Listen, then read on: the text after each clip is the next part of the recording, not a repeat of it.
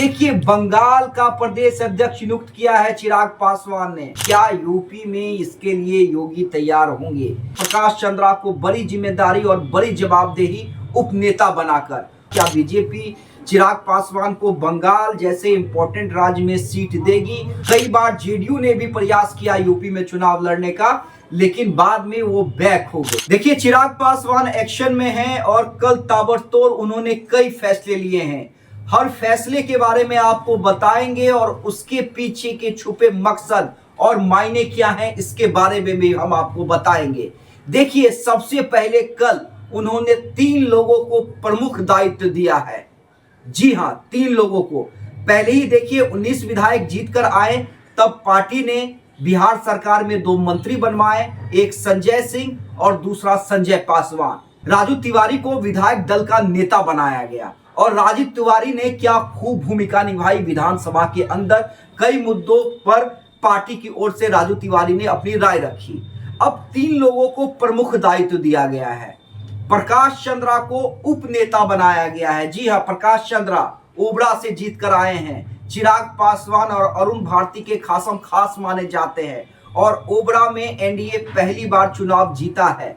ऐसे में प्रकाश चंद्रा को बड़ी जिम्मेदारी और बड़ी जवाबदेही उपनेता बनाकर, वहीं संगीता कुमारी को मुख्य सचेतक बनाया गया है। जी हां, चिराग पासवान बार बार कहते हैं कि हमारा समीकरण जो है वो MY का है, यानी महिला और युवा। तो संगीता कुमारी को मुख्य सचेतक, वहीं डेहरी से जीतकर आने वाले सोनू सिंह को सचेतक बनाया गया है। जी हां, हालांकि ये पार्टी के नेताओं को जवाबदेही और जिम्मेदारी दी गई है, लेकिन चिराग पासवान कल यही नहीं रुके। कल 2 और प्रमुख फैसले चिराग पासवान ने लिए हैं, जिसकी जानकारी LJPR के पेज से दी गई। अब हम उन 2 फैसलों के बारे में बताएंगे। देखिए, बंगाल का प्रदेश अध्यक्ष नियुक्त किया है चिराग पासवान ने, साथ ही असम का भी, जिसकी जानकारी LJPR के पेज पर दी गई। अब इसके मायने समझिए क्या है। इसके मायने साफ हैं कि चिराग पासवान LJPR का दायरा जो है वो सिर्फ बिहार तक सीमित नहीं रखना चाहते हैं।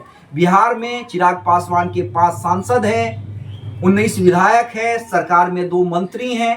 अब जो है धीरे धीरे वो दायरा अन्य राज्यों की ओर भी ले जाना चाहते हैं। आपको याद होगा, झारखंड में बड़ी खींचतान के बाद LJPR को 1 सीट मिली थी चतरा की, जहां पर उनके उम्मीदवार ने RJD उम्मीदवार को हराकर जीत दर्ज की थी और वहां भी 1 विधायक LJPR का हुआ।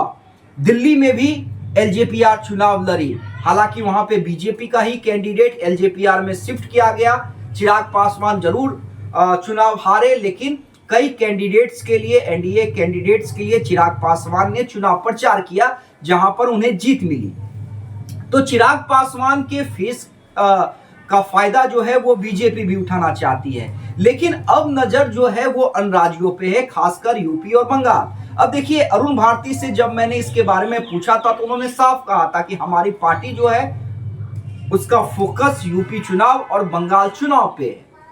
तो ऐसे में साफ है, इंडिकेशन साफ है कि यूपी में भी LJPR चुनाव लड़ेगी और बंगाल में भी लड़ेगी। इसको लेकर बीजेपी का क्या रुख रहता है, क्योंकि बीजेपी से बात करना होगा। क्या बीजेपी चिराग पासवान को बंगाल जैसे इंपॉर्टेंट राज्य में सीट देगी और सीट देकर क्या चिराग पासवान का फेस का लाभ लेना चाहेगी? और यही बात यूपी में, क्या यूपी में इसके लिए योगी तैयार होंगे?